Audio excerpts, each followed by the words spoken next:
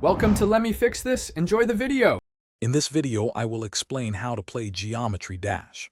This exciting game combines music and platforming challenges. You control a small icon like a cube, and your mission is to navigate through various levels filled with spikes and other dangers. The main action is tapping the screen or clicking your mouse to make your icon jump. Mastering the rhythm and timing of your jumps is crucial for overcoming obstacles and reaching the end of each level. Let's dive into the basic controls. To make your icon jump, simply tap the screen on a mobile device or click your mouse on a computer. If you hold down your finger or mouse button, your icon will often perform a longer jump, or if it's a ship, it will fly upwards. Each icon, like the cube, ship, or ball, moves a little differently.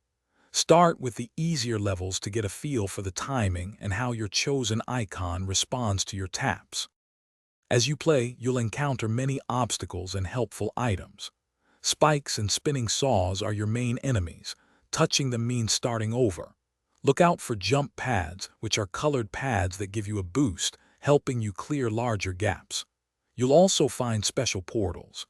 Gravity portals will flip your icon's gravity, making you walk on the ceiling, and size portals will shrink or enlarge your icon, changing how it moves.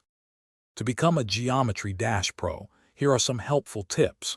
Always begin with the official levels marked as easy or auto to understand the game mechanics. Use practice mode to place checkpoints and learn difficult sections without restarting the entire level.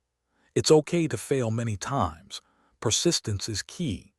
Pay close attention to the music, as the level's rhythm often guides your jumps and movements, making it easier to time your actions. Thanks for watching. If you found this helpful, don't forget to like and subscribe.